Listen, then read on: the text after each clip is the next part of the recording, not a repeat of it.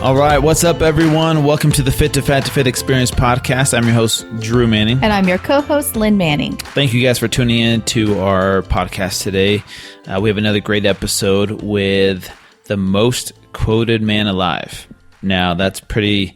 the most interesting man alive. The most interesting man in the world. Okay, not Steve that commercial. Maraboli. You've probably seen his quotes. You probably quoted his quotes. You probably used his quotes and posted on your page. You've seen us post them. Steve's been very influential in our lives, helping us with our transition, going through our own issues and our divorce and finding, getting in a better place emotionally and spiritually. And so I reached out to him and I was like, this guy seems awesome, man. Everybody's quoting him. And I just reached out to him on Twitter, actually. And he responded, he's like, Drew, I'm a big fan of you and Lynn. And, I follow you guys and, I'd love to come on the podcast. I'm like, wow, this guy's really accessible. And he even talks about that.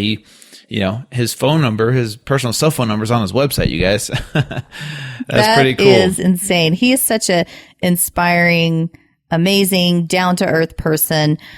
You'll see during this conversation that we have with him, he has such an eloquent way to put things in order to inspire us. And when he talks about how we all put our life on hold, that was a big, actually, even for me, aha moment during this interview. He's such an amazing person. You're in for a gem. I pretty much took over this podcast during this episode because it was just so inspiring.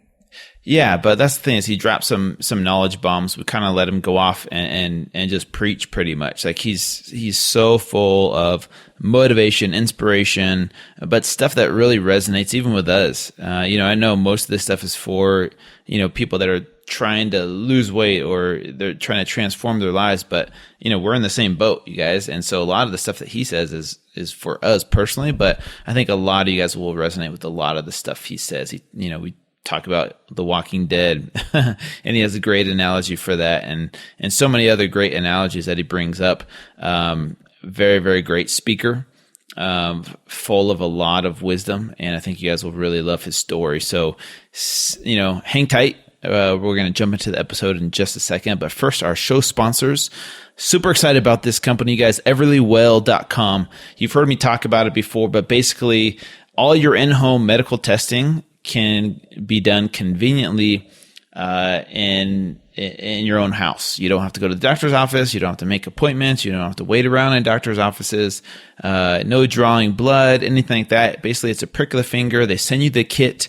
They send it to your house. You follow the simple instructions. You put it in the prepackaged, prepaid envelope and you mail it off to the labs and you get emailed when your results are in, a few days later, which is so convenient. Let me just tell you guys about Everlywell really quick. They have, right now they offer 7 tests and they will be expanding those. They have a food sensitivity test. So if you think that you're sensitive to a certain type of food like gluten, wheat, etc., that's the test that they have. They have a thyroid and metabolism test for $99. So if you think your thyroid is messed up and you want to check out your metabolism, you can get that tested. Your cholesterol and lipids test, which is a great test that I think everybody should do at least twice a year, if not more. Maybe once a month, once a quarter, whatever works for you. But that's only $79, you guys. Heavy metals test, inflammation and vitamin D test, and a sleep and stress test. And then for women, they have a women's health and fertility test. So all you women out there, they want to get, tested for your fertility hormones. So you get your progesterone, your DHEA, your T3, T4, your thyroid stimulating hormone, your total testosterone, your cortisol, your follicle stimulating hormone, luteinizing hormone. That one is like the whole package. If you're a woman, that's a great one to do as well. Anyways, you guys, go to everlywell.com/fit to fat to fit or use my code fit to fat to fit for 10% off your first purchase. This is the way of the future, you guys, to get your markers tested and to see where you're at health wise, because it's so cheap. Oh my gosh, it's thousands of dollars to go to the doctors. If you guys go onto my site 2fitathome.com, you've heard me preach a lot about hormone testing and a lot of my results and how greatly it affected my life once I realized how my hormones are imbalanced. But generally speaking, it can be upwards, especially if you don't have good insurance, hundreds to even a couple $1,000s. So this is an amazing alternative, making it easily accessible and affordable for all women. And I encourage every female client to get their hormones tested. Exactly. So check it at everlywill.com/fit2fat2fit or use my code fit2fat2fit at checkout for 10% off. You guys will love it, I promise. And our other show sponsor is Quest Nutrition. You guys have heard us talk about them, and I never get sick of them because I love their products.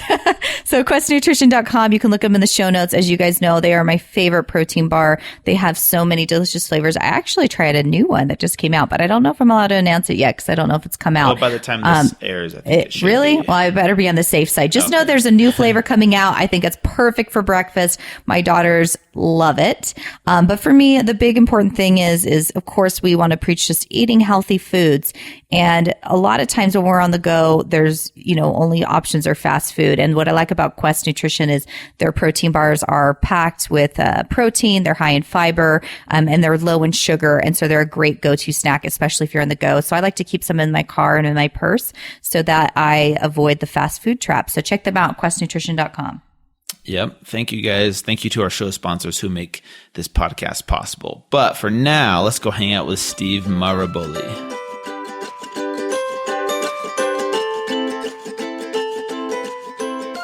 All right, what's up, everyone? We want to welcome to the Fit to Fat to Fit Experience podcast, Steve Maraboli. Now, did I say that right, Steve? Steve Maraboli, that's right. Maraboli. Is that Italian? It is Italian. It's Italian last name. My parents are Italian and Chilean. Okay, gotcha. So Dang it, I think I said it wrong on my Snapchat. I need to go back. I think I said Maraboli. I mean, close. It gets hacked a lot, believe me. Yeah, well, cool. Thank you so much for coming on the podcast, man. Honestly, it's a big honor to have you on. Lynn and I have been fans of yours for a long time, and so it's really cool to get you on the podcast. The honor is mine. I appreciate what you two are doing. I followed Lynn's journey through Europe, and I follow your fitness stuff. And I'm we text. Drew and I text, and I'm always about to ask you some fitness stuff, but I knew I'm going to do this podcast, so I'll ask you because if I have the questions, so does everyone else. Yeah, no, it's all good, man. I appreciate that. And that's what's so cool about you is I just reached out to you, I think, on Twitter, and you're cool enough to respond back, and so I appreciate that, man, because I know you're a busy guy. I'm a busy guy, but this is what I do. When people go to my website and they see the phone number and they call it, that's my cell phone. Oh, wow. Really? Just call me. Did you want people on that's a lot of people on this podcast to know that. That's fine. Call me. It'll go to voicemail. Sometimes I'll be sitting in an airport and I'll just start calling people back. This is what I'm here for. Ram Dass, who was this great spiritual mind in the early in the 60s, 70s, and 80s, he said, look me up in the phone book. I'm under Das. And I always thought that was really cool, how accessible he was. And this new guru mindset where you have all these gurus who are really inaccessible. They only contact you when they're selling their products. For me, no, I want to be accessible. I'm you. I'm everybody. I'm going through life like everybody else. So yeah, if you call, I answer, and when you message, I answer. That is crazy. That's really cool. I had no idea I about haven't been that. that bold. I mean, I reach out I'll respond on Twitter, Facebook, Instagram, social media, this email, but yeah, That's really funny too, because actually I started following Steve a couple years ago, and I can't remember how I came upon his quote. I'm pretty sure somebody on Instagram had just simply tagged me in one of his quotes that really just resonated with me, and I started looking through his page, and he has just such amazing insight and wisdom, and he puts ideas and concepts and thoughts together just so well and eloquently. But I remember the first time I commented and you responded back, I remember being like, oh, he responded back. Which is funny because we get that from people too. Like, oh my gosh, I can't believe you responded to and this. I'm always like, of course I responded. You asked me a question or you made a comment. It's different when we reach out to someone like Steve. Yeah, I'm a dude on Long Island. I'm 41. I'm on Long Island. I'm living my life like everybody else, navigating through it, the ups and downs. And those quotes those are my heart and my blood on paper. It's just me, the experiences I have through, the past 20 years of coaching some of the great minds of the world, some of the great business minds, athletic minds of the world, coaching them and speaking with them and seeing their twists and turns as well, and applying them to my own ideas, philosophies, and lives. And I'm really fortunate that my words resonate with so many people. Yeah, the most quoted man alive. That's his. Boom. That's huge, man. And the biggest. I mean, I could talk and ask you. I could talk to you for hours and asking you so much about, just because you have so much insight, and like, to me, it's wisdom when I read so many of your quotes and thoughts. Like, where, if you had to attribute to that, where does that come from? Is this from life experience? Is this from your mom or different, dad, like how right? you grew up, or Yes to all of that. I like to roll around in life. I like to experience the length and breadth of it. And it sounds cheesy, but I really learned that day-to-day living. I feel like I kind of live an entire lifetime every day. And so it's a heavy way to live, but it's an honest way to live, in the sense that I refine, improve, and enhance every chance I get. And in order to do that, you have to roll around in your stuff, not just the good. A lot of people recognize the brighter the light, the darker the shadow, right? But they hide from that shadow. They try to seem perfect, or they try to, and I roll around in that when I do something wrong. I've been the perpetrator and victim of so many things, and so you roll around in that. You roll around on the times that you were cheated on, or you roll around the times that you were the cheat. You roll around in that stuff and say, well, how can I adjust this? How can I fix this? If I don't like feeling this way, what are the behaviors that led to this? And then looking in that mirror and taking accountability. Accountability is huge. And if you can share that with other people, you're kind of, you're showing your humanity to them, and it resonates with them, because they feel this idea that they have permission to show their own humanity, and for me that's beautiful. Yeah, I like one of your quotes that kind of goes along with what you're saying. Is sometimes I wrestle with my demons, sometimes I like to snuggle with them, right? So it's like it's like owning your own crap. Like you Own can't, your stuff. you can't hide from it. It's better to embrace it and learn from it. Yeah. And one of the things, I had a really amazing meditation teacher talk to me a little bit about this, because he was like, you kind of like we were saying, like you have both of it. You have the light and you have the dark, and you have the joy and you have the pain. He's like, and every time you get to the sadness or the pain, you block. He's like, you just block it because you're like, oh, I don't want to go there. But the fact is anytime you're avoiding that, you're avoiding your demons, you're avoiding the pain, the hurt, whatever it is, the anger, you're in a sense like stopping it from passing through your body. You're more stuck in it because you're not actually embracing it. But when you embrace it and allow it to just pass through you, to own it, to just, like you said, to snuggle with it, it actually passes through you quicker.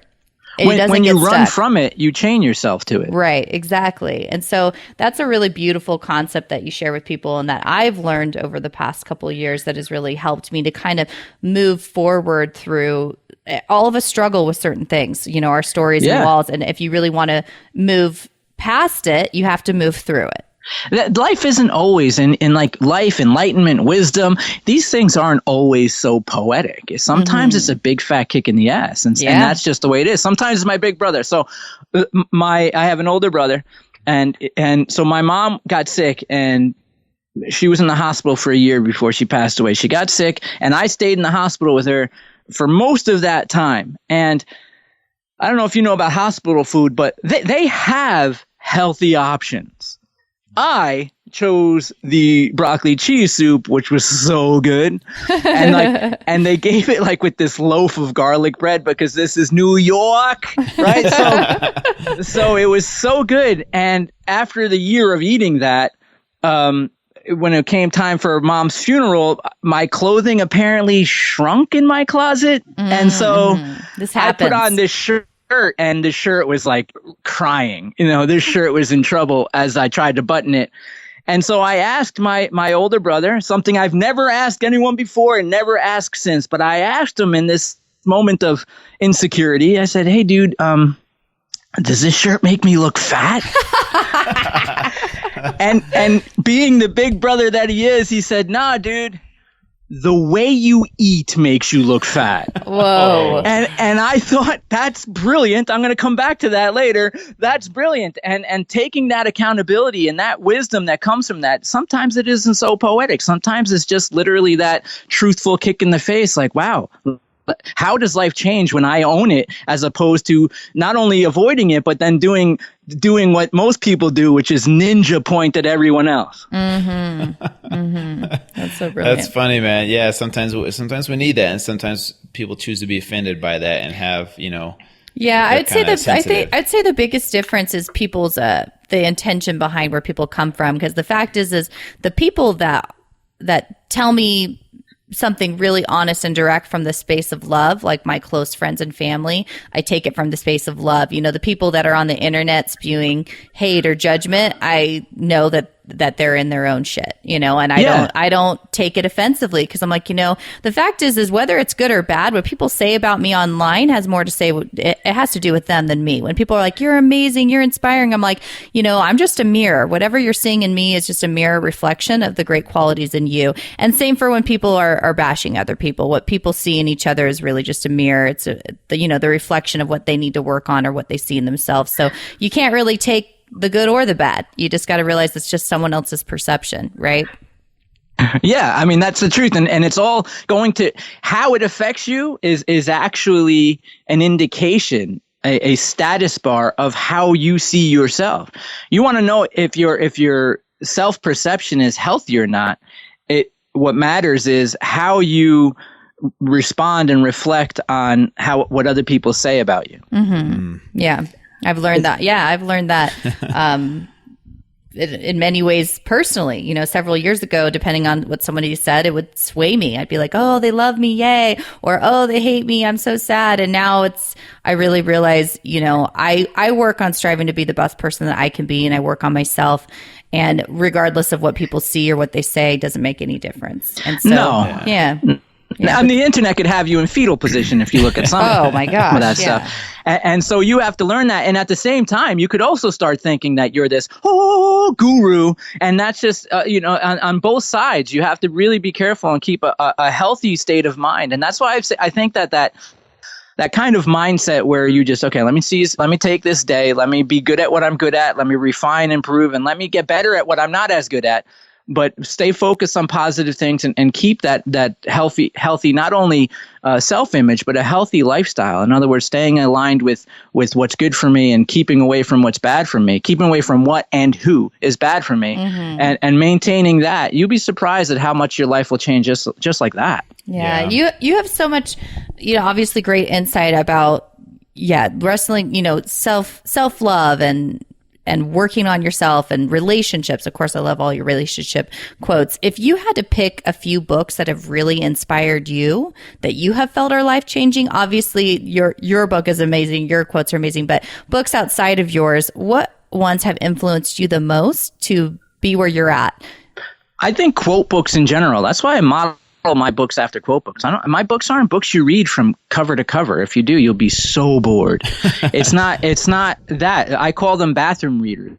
My books are bathroom readers. You open them to a particular page and you're surprised that what you read resonates. I don't write them cover to cover. My books are very similar to social media pages, just all in one spot, where they're just ideas that sit by themselves. I'm not a long-winded writer. I'm not that guy. I'm not the guru guy. I don't want to write from beginning to end. So quote books inspired me because I get the best of Mark Twain, the best of Emerson, the best of Thoreau. Mark Twain's personal life was a disaster. I don't want to read that. I want to read his insight when his life went to, oh crap. What came out the next? That's what I want to read. When Emerson and Thoreau said, forget society, man. I imagine that they talk like that, like hippies, right? So when Emerson and Thoreau went, forget society, man, let's just go out into the woods and live in a cabin, weirdly. When they decided to do that, I want to read what led you to that. What was the spark behind that insane idea? That's what I want to read. I don't want to read a long-winded cleaned up story about your life. I don't want to read that stuff. So anything that's short and to the point, I love. The long-winded ones by the gurus who who will tell you you must transcend the ego, but like on the cover is like a picture of them with like a halo. Like those type of things really don't appeal to me. They're long-winded intellectual masturbation, and I'm just not into that. But the small ones that are quote books from Twain, Emerson, Thoreau, Meditations by Marcus Aurelius. Here's a guy who took over the known world and then was still unfulfilled and did like a reflection journal that became really the start of what we call Stoicism. It really became the start of that. And I model my books after that. My books aren't written for anyone. They are my personal notes and journeys. They're my personal notes to myself. The times that I praise myself, the times I crap on myself, the times I take insight on things I did well, the type I take insights on things I did poorly. And then when I get enough together, we clean them up and throw them in a book. And really what you're reading is my journal. Wow, that's so cool. So what was your spark then, Steve? That at what point in your life were you in high school, middle school, college? When did your spark happen to where you're like, I think I want to go down this path? I was like 10, and I don't know how old you two are, but I was like 10 years old. We're older than 10. All right, so you're older than 10. Well, We're in our 30s. It didn't matter what commercials they played on what show. So I was watching like Scooby-Doo, and like there were these commercials for like Dianetics. Like the guy who started Scientology would have these commercials, and they'd play it during like Scooby-Doo. So I was mesmerized watching Scooby-Doo, and then suddenly there would be this commercial would come on and be like, what if you could change your life? What if everything that was happening was all in your head? Right? So I was like, oh my God, what if? So they were talking about this particular book. And so I went to my mom and I said, Mom, I want to buy this book. What if everything in your life is just in your head? And my mom answered with a resounding, ay, Dios mío. And then after that, she was like, all right, you can, take your allowance money and go buy that book. But also, again, I was raised Italian and Chilean. So impossible. Two things are impossible. One, me to stand still while I'm talking. And two, not being raised Catholic. So I was raised Catholic, and after 100 signs of the cross, my mom let me get that book, but she also made me start reading the Bible, right? Like, this is what you give a 10-year-old. So I started reading this stuff, and none of it really clicked. I thought it was interesting. None of it really clicked. I started reading like little quote books when we'd go to like the local pharmacy, like the checkout, there'd be like those little books for 99 cents. And it's like these little quote books, and I would buy them and read them. And as I got into high school, I was still doing that kind of stuff. I was still reading. One of my dad's clients had passed away, and in the town I grew up in, it's like really, really wealthy people, and then the people who service the really, really wealthy people. So my dad was in that. He was a contractor, painter, did whatever he had to do. And so one of his clients died and left him his library, probably to just throw out, but brought those books home. And I didn't know then, but I know now, I was reading the stuff successful people read. And so I was reading Meditations by Marcus Aurelius, Think and Grow Rich, How to Influence People. I was reading this type of stuff. I was going to school and failing everything. At home, reading Marcus Aurelius, but going to school and they wanted me to read Of Mice and Men. And I said, no, thank you. And I was reading about Socrates and Plato and Aristotle. And I was going to school, and side note, chicks were so much prettier than Socrates and Plato and Aristotle.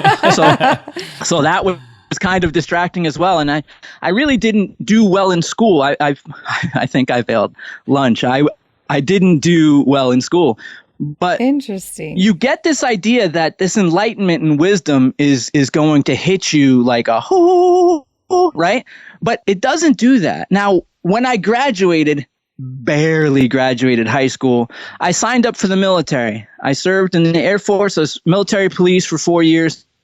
And I was such a genius. Air Force basic training is in San Antonio, Texas. And this genius signed up for July. So I go down there. It's 125 degrees, and they march you in blacktop because they're really compassionate. And you go through this stuff, and you get into this fog. Basic training is the same stuff, different day. Same crap, different day. It's attention to detail is what they call it. And it's really the same schedule every day, and you get into this fog where you're just going through the motions. You're kind of just existing, right?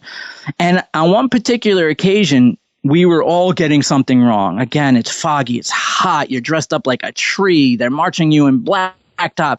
And the drill instructor was furious with us. And he said, "What's wrong with y'all?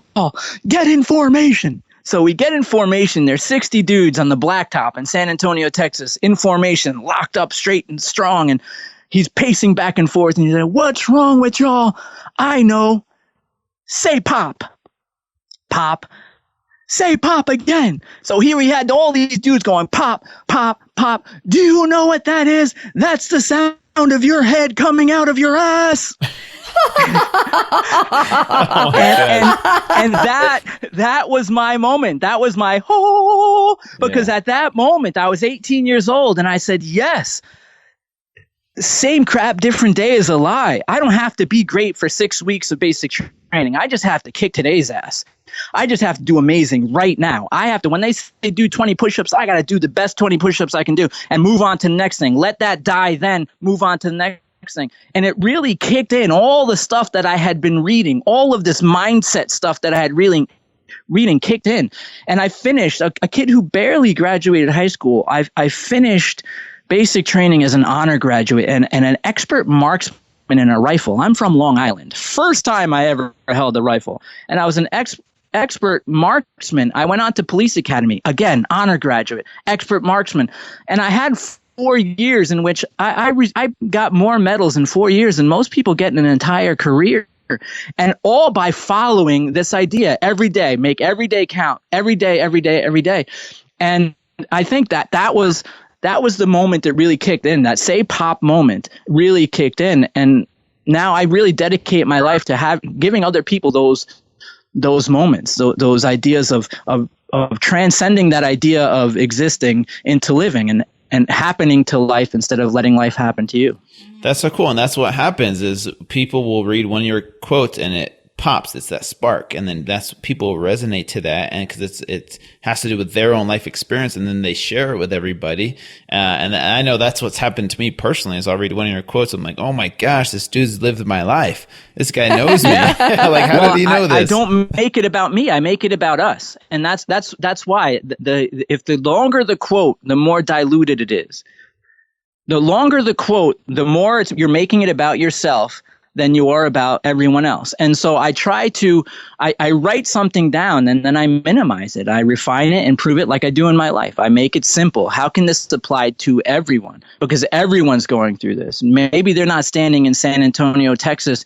Maybe it's not 100 degrees, but they're going through some shit that you're going to help them through. They're going through something and they have to recognize that this is what happens. People always ask me, "Hey man, you watch The Walking Dead?" Yeah. All every day, every day. In New York this City. is what I do. All day, every day I watch The Walking Dead. And they even speak to each other. They say, same crap, different day. They say, it is what it is. They have a language where they say, easier said than done. They have mechanisms to keep them in the mental prison that they're in. A prison that's worse than regular prison, by the way, because at least in regular prison, you can see the bars. They keep themselves in a mental prison and they defend it. Easier said than done. Of course, everything's easier said than done. Mm-hmm. Everything. There's not a thing that isn't easier said than done. But wanting something's easy. Saying something's easy. The challenge and the reward and the change is in the doing. Mm-hmm. Wow. That's so and really, so many people, it's so funny. I was just talking to a friend about this last night. So many people are living their life like that, empty, like a zombie, never in the moment. They're not even present. They're not paying attention to what's going on around them. It's interesting. I had a friend say something to me I'm going to paraphrase it, but along the lines of, you've lived more in the past year than I have in my entire life. And I'm like, then wake up. Wake up. I'm like, go for a walk in a park near you. Don't take your phone and actually be there. Be in that park. Smell the flowers, look at the sky, look at the wildlife around you, actually be in that moment. Living isn't this, like you said, it's not like this, where like I suddenly just one day woke up and I had this crazy enlightenment that I should live life. It literally, it just like you have these experiences from being in the moment and from living in that present moment, and you just start to live. And then it's contagious. Like once you start living, you, like you were saying, every day, just being there in that moment, in that day, in that space. Once you experience that, it's hard to do anything else. It is. And most people don't have that experience. They always project forward. So they know more about a celebrity's life than they do their own. Wow. That's true. You know, so they'll watch something and they'll say, Steve, I just don't have that time. And dude, you just told me about 4 shows that you watch. Like imagine if you took that time, if you scheduled your own life like you schedule watching someone else's life. And if you were just do that, you wouldn't feel so empty. You'd have this comparative emptiness where you're watching the best of, like watching people's social media and thinking, why isn't my life like that? Well, you're only watching a fraction of it, first of all. And second of all, that's the question you should be asking yourself, not anyone else. Why isn't your life like that? What are you doing differently? Why are you going through the same motions? Why are you treating yourself in a way that you would never want anyone else to treat you? Mm-hmm. Putting yourself on hold. If you called, do I have another minute? Because now you guys got me started. No, keep going. Go ahead. You have plenty of minutes. So if you call, let's pretend that cell service isn't always reliable. And let's pretend the companies that provide it aren't always reliable. So let's say there's an issue and you have to call one of your cell, whoever your cell provider is. And so you call them and they answer and they say, thank you for calling. Your call is important to us. Please hold for the next representative, right? So you get that thing and then they put on the worst music ever and you're just sitting there. 5 minutes go by and then it sounds like someone's going to answer because it rings. And guess what? You get, your call is really important to us. Please continue to hold. And you're just like, oh man, all right, whatever. 10 minutes go by, 15 minutes. And you start thinking like, I can't, how come I'm on hold for 15 minutes? Like, I just have a simple question. How come it doesn't take you 15 minutes to cash my check? How come? And you start thinking that kind of stuff. Here it comes again. Please hold. Your call is important. And it's 20 minutes and you're about to, like, that's it. I'm going on social media. I'm telling everybody that this sucks. This company is the worst. I'm telling everyone. 25 minutes. And you're thinking like, I'm going to write a letter to the CEO. Like, they will hear from me. This is incredible. If they make you hold for 30 minutes, you are now thinking irrationally. You're so furious that you're like, I don't even need a phone if I think about it. Like, I don't even need this anymore. I'm going to throw it. And it's not like you're going to put it down and never pick it up again. You're having fantasies of throwing it against the wall. Like, you want to destroy. I don't need it. I'm going back to the Stone Age. Like, you start thinking all this irrational, crazy shit for 30 minutes on hold. And rightfully so. But you'll put yourself on hold for years. Mm. That to me is crazy. Mm-hmm. People will tell me they'll take what we've taken. We've changed it. We've changed a little bit our the way that we do our social media. So you're seeing more of me on social media. It used to be just the quotes, but now you're seeing more of me. We've got projects going on that needs to happen, but I always find it interesting that if I post a picture of myself exercising or going through something, someone will comment. Always such nice comments and people saying like, oh, I can't wait till the fall. I'm going to start hitting right after Thanksgiving. I'm going to go train. Like, I'm thinking you would lose your mind if a company put you on hold for 30 minutes. You're telling me in August that in November you're going to start exercising. You would never accept that from anybody else, yet you do it to yourself constantly in so many ways, and you live this on-hold life. And the people who are living this on-hold life, they're the ones who say, oh my God, it's Friday already? Oh my God, it's October already? Oh my God, it's 2017 already? And you realize that you have put yourself on hold. And even though you're blaming everyone else for the death of your goals, even though you're blaming everyone else for the death of your happiness and your ambition, you're blaming everyone else for murdering those things, when the reality of it is most happiness, most ambition, most goals die of suicide, not murder. Mic drop. Mic drop. Oh my gosh. That was, wow. yes. That was good. Amen. We're done Amen. here. You know, Steve Maraboli, everyone. I know we can end on this note. We can. We have more to talk about. I mean, that just resonates so much with me. And, you know, we share a similar concept or at least I do. I know in health and wellness, I say to my clients all the time, you know, women come to me all the time. And one of the things that kills me, it's my biggest pet peeve, is women putting down how they look. You know, it's constant. Women are constantly saying, I'm ugly, I'm fat, I'm worthless, you know, nobody will love me, I'm not lovable. And I go back to that too. I'm like, you would never say this to someone else. You know, who's your best friend? Oh, Stacy. Okay. Would you ever tell Stacy she's fat and she's worthless and nobody likes her and she's not pretty? You know, I'm like, you know, why you are doing this to yourself. You are slowly killing yourself and taking away all of your own self-worth. And then you often reflect and blame it on everyone else in your life. Like, if my job was better, if my kids were better, if my spouse was better, if my relationship was better. I'm like, no, if you were better, if you were better to you. You're setting the standard. So when someone else tells you those things, when your ex tells you those things, he's a sociopath and a narcissist. But when you tell yourself those things, you're brilliant.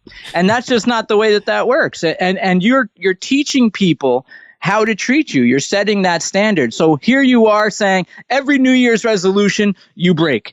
Every time you say you're going to go back to the gym, you don't go. Every time you say you're going to skip the apple pie, you don't skip it. Every single time, you constantly, anytime you're in a crappy relationship, anytime you say I'm not taking this from them anymore, you still take it. You constantly break promises to yourself, and then you're in awe when other people break promises to you. That's ridiculous. Mm-hmm. Mm-hmm. Yeah, and so one of the biggest takeaways for my clients, you know, people that will reach out to me, I think they expect, well, actually, if they've been following me for a while, they don't expect probably the meal plan and the workout per se. But initially, that's what people think. Like, oh, I have this problem. What do I do? And I always go back internally. I'm like, you need to start by treating yourself right, by putting yourself first, by living in the moment, by prioritizing your life so that you are important. And like you said, that you don't put your own life on hold. And they think, no, what's my meal plan? What's my work? No. Yeah. All of that. If you start putting yourself first, if you stop putting your life on hold, you will be able to obtain any type of physical goal that you want. That's like a byproduct. The less you say, the happier you'll be. Yep. And so when you can filter through that self-processing bullshit, and when clients will come and say, Steve, I want to lose weight. Well, let's not talk about it. If you do, you will.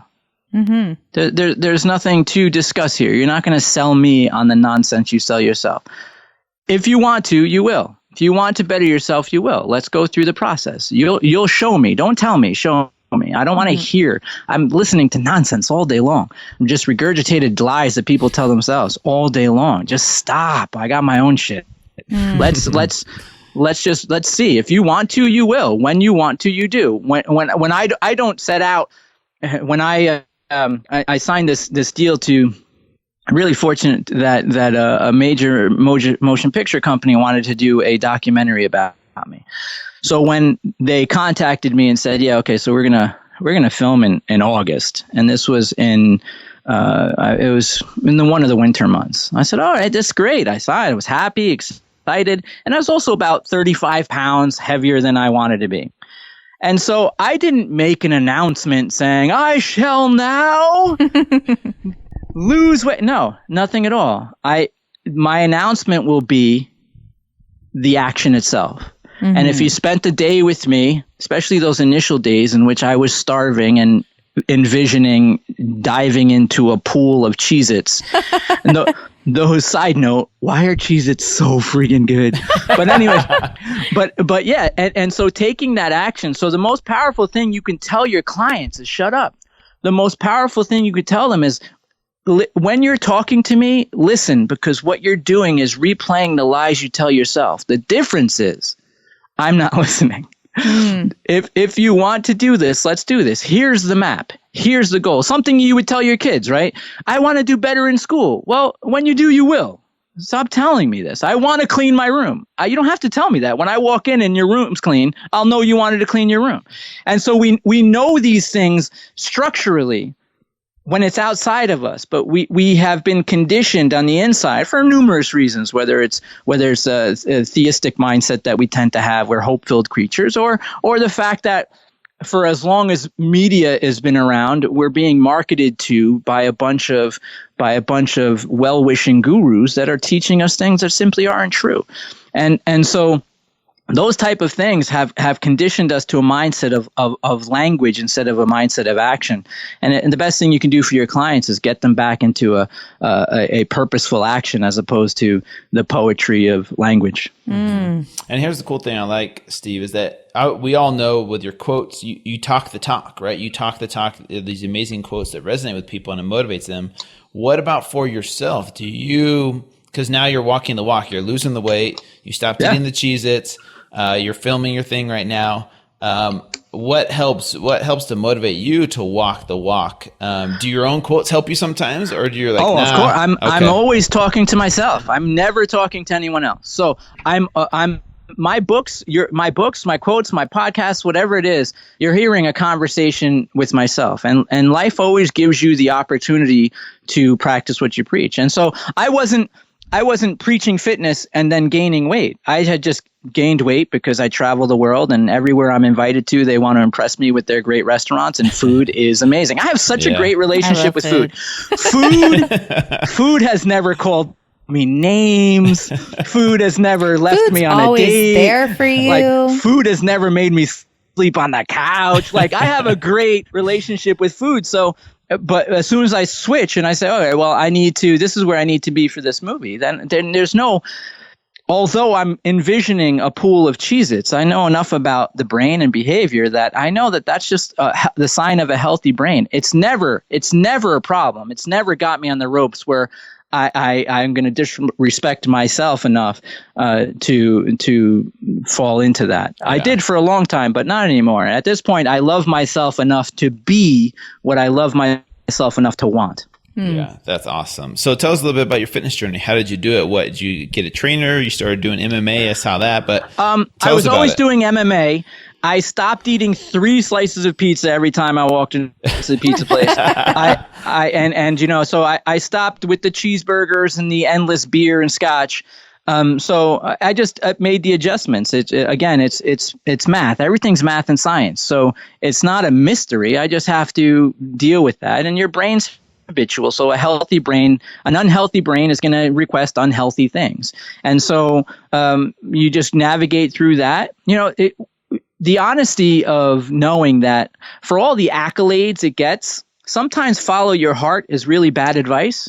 And that's true with your brain when your brain's making a change. So when you're making a change, your brain is going to request unhealthy things. No different than when you're in a crappy relationship and your brain's like, come on, maybe they're going to get better. Nah, it's really just not it. That's just a healthy brain that doesn't want to work. So your brain, it actually is designed for efficiency, and that's great news if the efficiency is getting what you want. But it doesn't define success the way you do. That's why your brain will let you eat yourself to death. It'll let you smoke yourself to death. It'll let you be a meth head to death. It'll let you do that. It'll let you gamble away your house and still want to gamble more. That's a healthy brain. It just doesn't define success the way you do. It defines success by the less it works. So when you want to do something new, you're causing your brain to create new passages, and it doesn't want to do that, which is why you can set the plan, you can join the gym, you can do that kind of stuff, and then your brain's still like, come on, man. We'll start Monday. Monday we'll start training like Rocky Balboa, but for today, it's all you can eat wings at the local pub, and your brain's telling you that. But you just have to know, I can't follow my heart right now. Following my brain right now is bad news. Even though every cell in my body is rationalizing why a cheeseburger is a better idea than going to the gym, I need to know that I'm going to go to the gym and set these gauges that'll help me get there. Yeah. I was just going to say, because, a lot of times we operate on habit. When you talk about being zombies, a lot of times what we do day to day is just, it's what we've done. It's the habit. And with all my clients, because I preach a lot about intuitive eating and intuitive exercise, but anybody that works with me or that has read any of my thorough posts, like I always talk about, you have to kind of go through a detox phase. like you're saying, where you're kind of ignoring that initial instinct because it's the old habits. It's the old unhealthy habits that are just like guiding you. It's a story. Right. It's the story. It's the habits. So you almost have to go through like a detox phase of like you said, pushing through, doing what you know is healthiest. And then you're in a healthier space to guide yourself better of what to eat. Like, do I eat cheeseburgers sometimes? Yes. Do I eat chocolate sometimes? Yes. But I also don't binge eat like I used to when I used to be crazy extreme, following an extreme meal plan that was detailed. I was like, okay, this is what I have to do, telling myself I can't eat that. It's bad for me. It's going to make me fat. And I would emotionally binge eat constantly. And now that I've gone through, years of working on myself, and then also, of course, a detox period where I did want to eat chocolate every day, I can go a whole week without eating chocolate because I just don't crave it at that time. And then, some weeks I eat a little square every day. It's different. It is different. It's a healthier story. And we have to remember that, we're telling ourselves a story. So there's this thing, it's called the egocentric paradigm that cognitive scientists talk about. And the reality of it is 100% of your entire life is experienced in your mind. 100%. It turns out that Lynn is a story you're telling yourself. Drew is a story you're telling yourself. Steve is a story I'm telling myself. And they're not sure why we wake up as ourselves every day. It's called the persistence of self. They're not sure why, but they know that you do. And they know that that story changes. If you have a small brain degradation, that story changes. So we've seen it endless times that if you go to a senior citizen center or something where people, they forget these are my kids. They forget. I've seen people who have been smokers for 50 years on Monday, and on Tuesday they forgot they were a smoker and they don't even crave it. And the slightest brain degradation gets that. So for whatever reason, you're a story you're telling yourself. And if that story is habitual, which it is, again, a functioning brain is an efficient brain. That's why the brain will almost default to that Walking Dead. That's why your brain is happy when you drove home and don't remember the drive. Your brain is happy when that is. But the conscious life, and one of the brain hacks, is to persistently ask yourself questions. To persistently say, does this help or does this hurt? Does this help me get to where I am? And if the answer is no, you can say, wow, I'm being fooled by my own brain because it wants this cheeseburger. It wants to go back to her or him. It wants to go back into that thing. But when I ask myself, does this hurt? Does this help me get to where I want to be? The answer is no. I have to fight those impulses and do that enough times where the new impulse is a healthier impulse. Mm-hmm. Mm-hmm. Yeah, such good advice. Man, it's really, really powerful stuff, man. I'm a nerd, man. I like it. And that's what makes you so effective. And that's one thing I had to learn, honestly, from my Fit to Fat to Fit experience was when I made the transition from 6 months of Cinnamon Toast Crunch and Mountain Dew to all of a sudden eating healthy again, my brain was fighting against me. And that's one thing I realized with my clients is they were telling me, look, I just can't. I tried to give up soda, but I cheated again. I didn't follow your meal plans, Drew. I'm like, why is this so hard for you? Just do it. It's not that hard until I made that transition myself. And for me, I couldn't understand why me as a personal trainer, here I am eating healthy spinach and kale again. And then my body wanted the Cinnamon Toast Crunch and Mountain Dew for 2 weeks. It was literally hell to go through where my body was telling me, go for those unhealthy foods. And I'm like, why is my body telling me that when you know it's going to make me feel better to eat these healthy foods in the long run? But in the short run, it was hell. And it opened up my eyes. It was humbling. And it's something I needed to go through to better relate to my clients. Well, you see that we're walking bags of chemicals, right? So we're walking bags of chemical impulses. And when we become conscious of those impulses, we call them feelings. And so we realize that there are that. But what we do as a society is we structure them differently. So we have different cognitive relationships with these things. So when it's a meth addict, we say when they're freaking out because they haven't had their meth and they're going sober or whatever it is, we're like, oh wow, yeah, they're freaking out. Of course, fight it, man. Your body wants it, but fight it. You're having withdrawals. Fight it. We know it when it's drugs. But when it's a person, the mechanism is the same. You miss them just as much as that meth addict miss meth. Even though meth is ruining their life, that person's ruining your life, that behavior is ruining your life, you miss them the same way. It's the same mechanism. But where we structure it socially differently is we know the meth head, we say you're having withdrawals. When it's a person, we say we miss them. We change the language, but the mechanism is the same. And that meth will do the same damage that that person or that food might be doing. But we structure it differently so we don't see it as clearly. I love that. One of a really good thought or quote that I was reading within the last couple of weeks talked a little bit about that, about how in relationships and that craving, that intensity when you miss somebody, and it wrapped it back around saying, what if what you really miss is you? You're going outside of yourself and putting all of your energy now into this person that you think you miss or that completes you. But what if it's really you? You complete you. You're complete in and of yourself. It's not to say you don't want to share intimacy with someone. Of course you do. And you want to share yourself with somebody. But, when you're missing somebody, especially after an unhealthy relationship, what you really need to go back to, or what you're really missing, is that intimacy with yourself. I think that's a really powerful thing to. I think that is really powerful. I think that level of personal engagement is so rarely connected. It's only a few people who will understand themselves and get to that self-empowered place where they can really put everything else in perspective. The rest of the people are really going to section things, and society does have a tremendous impact on that. For women, you talk about the women who come to see you as clients. If they turn on a TV, radio, internet ad, whatever it is, 100% of those things are designed to make you not feel good about yourself, so they can sell you something, right? They can't sell you a life vest unless they first convince you you're drowning. So most people are going to be feeling that way. Most of the people will read things about laws of attraction. By the way, I've been in science for 2 decades. There is no law of attraction. That's not how that works. It's not, and we know that everywhere else in life.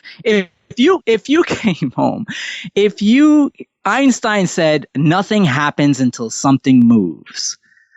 If you came home, for some reason, you'll accept it. We have, again, hopeful spirits, hopeful brains, right? So we're projecting things. We create a story about ourselves so that we could take in the data and other nerd stuff, right? So we're projecting forward. So, but for some reason, we always have this kind of spam filter for thoughts in our brains.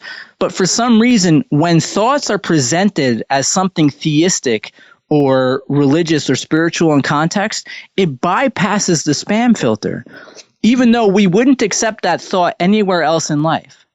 So we're told that all you have to do is hold a strong intent. You ever notice how the extra spiritual people whisper as if if they spoke regular voice, the world would blow up? But anyways, they say, all you have to do is hold a strong intent, right? And meanwhile, when they're done telling you that, they go on a 13-city tour. Hold on a second. Why are you working so hard and you're telling me to just hold an intent? I remember being and seeing this when I was younger and going to church again, the Catholic Church. And they would say things like, oh, you're stressing about money? You want some more money? Pray. Go drop to your knees and pray. And the windows of abundance shall be open unto ye. But then they hand out a basket. But like, wait a second. How come when I want money, I got to pray and the windows of abundance open unto ye? But when you want money, you better hand out that damn basket. Yeah, because what action speaks. Faith without works is dead. And so, hey, nerd points for quoting the book of James. Strong, Lynn, strong. So anyway, So you go to this thing and imagine your listeners, folks who have teenagers out there. So imagine you go into your kid's room, right? And the kid's a mess. Like a teenager's room looks like a bomb hit it, right? So it's a mess. You go in there and you say, clean your room, will you? Okay, mom. Okay, dad. You close their door. You go about your day. You go do some more stuff. You go in an hour later, and the room is still a mess. But your kid's sitting on the bed in the lotus position. And they're like, Joe, chill out, mom. Chill out, dad. I'm holding a strong intent that the room shall be clean. I even have a vision board with pictures of clean room. You'd be like, what? No, get off your ass and clean your room. You know it everywhere else in life, but if it's presented to you in a spiritual way, you apply the most nonsensical ideas to your life, and you wouldn't accept it anywhere else. And so the way that we structure, the stories we tell ourselves are vital. So when your clients come, you have to understand that what they have is a limiting story. And your job, the way that you can functionally help them the best, is to help them change their story. And I really feel that that's why people resonate with the quotes, because it makes them look at their story and it gives them a safe place where I'm not bullying them into it, but they see where it affected my life and they're willing to change their story. You change your story and everything changes. Yeah. Yeah, and I think it's teaching people, like, I do believe in intent, and I do things like meditation, but when you really get into a good mindset, you realize it's intent has action. When you have real intent, there's action behind it. Yeah, you can't just sit and go, well, I want to be healthy and I want to lose weight. And just because I'm saying I want it, it's going to happen. It's like, no, when you really want it, like you said, action, you don't even have to say it. Actions show. Right. It doesn't happen. Yeah. You happen. You happen. Yeah. So, and that's what happens. There are endless articles on how intent, how meditation, how prayer can anesthetize and even affect your prefrontal cortex. That's not the negation. The negation is that it stops there, and people are convinced to live these impotent lives because they think you should just stop right there. You have a stronger intent. You have to attract it with your energy. Nah, you have to demand it with your actions, and that's what happens. You can do endless articles on intent, prayer, meditation. Beautiful. And again, science will prove that they do anesthetize in many ways. However, we can't. The most effective life is a life that bridges and marries intent, the ether, the spiritual with the human, with the very real universe that we live in. And so that are subject, we're atoms and molecules in motion. So we are subject to the laws of physics. We can't ignore that. So we can't ignore the fact that prayer, meditation, all of those things are beautiful. And for yourself, they are incredibly not only anesthetizing, but empowering things to do. But we cannot ignore the fact that if your mission is to burn calories, that the person praying and meditating for a week, vision boarding, doing all that stuff for a week, and you get the other person to do 10 push-ups, the push-ups are winning. And so we can't negate that. So we have to know that one thing gets your mind right. The other thing gets you right here. And there's endless theistic backing before that. Understanding that principle, you can read things like the Bible and see it in a completely different way. See it in a completely different manner where it can be even seen as this book on physics almost. Interesting. I That's love that. powerful. Yeah, I didn't think about it like that. Well, think about it, buddy. So you take this Jesus dude, right? So here's Jesus, and you're constantly told by everyone that your salvation here is dependent on your ability to read and understand these scriptures. And you go to these buildings, you do all that stuff, and I respect that. However, it's not lost on me that this dude wasn't an author. He didn't write anything. Why are you paying so much attention to words? He didn't write a thing. If that was important, I think he would have written something. But he didn't. He only wrote one thing in sand. And it's not about what he wrote because you don't know what he wrote. It's about why he wrote. The rest of this whole thing is action-oriented. 100% action. Even when his disciples asked him, hey, dude, how do you do this? They were basically asking him about success. He said, ask and it'll be given. Seek and you shall find. Knock and it'll be opened. It's not lost on me that when this dude was asked about success and impact and influence, he gave ask, seek, knock. He gave 3 verbs.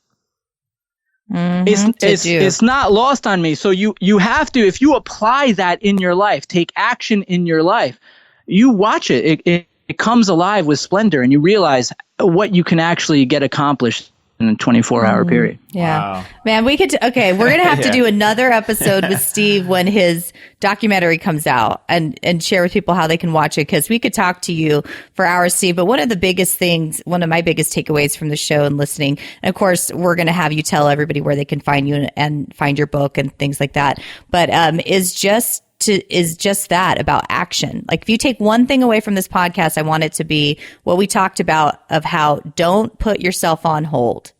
Okay. We hate that. Don't put yourself on hold and take action in your life. Like if you take one thing away from the show, let it be that. So how do people find you, Steve? Like give people your social media handles and where they can find your book and things like that. Just stevemaraboli.com, or if you even start getting Steve Maraboli right on Google, you'll find me. Yeah.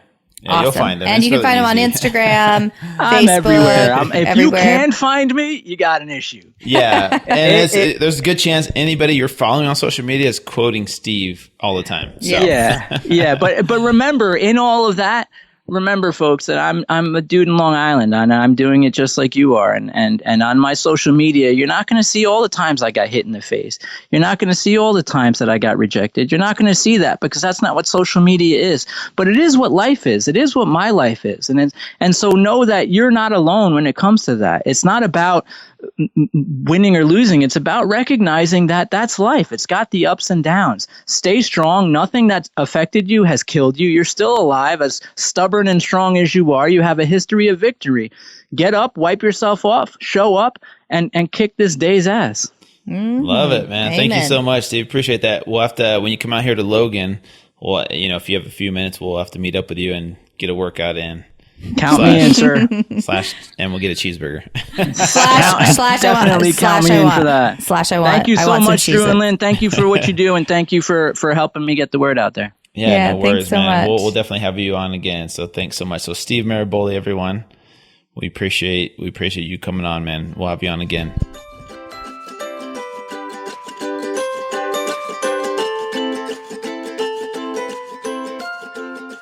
Thank you guys once again for tuning into the Fit to Fat to Fit Experience podcast. We really appreciate you guys giving these podcast episodes a listen and taking the time to listen to them, share them with your friends.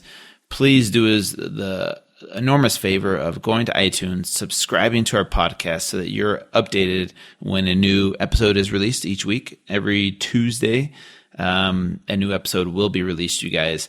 And please leave us a review. It helps with our ratings on iTunes.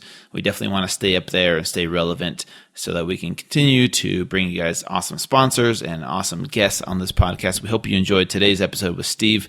He's an amazing guy. We will definitely have him back on in the future. He's a good friend of ours now, and we'll bring more of what he delivers to you guys. To stay in the know, please stay in touch with us on social media. Please sign up for our newsletters. Mine, you can just go to fit2fat2fit.com, and the newsletter is right there on the homepage. Same thing with Lynn's website, which is 2fitathome.com, and she has a newsletter there as well. And all of our social medias at Fit2Fat2Fit and at 2fitathome. That's right. Check us out. The end. Thank you guys. We'll see you guys back here next week.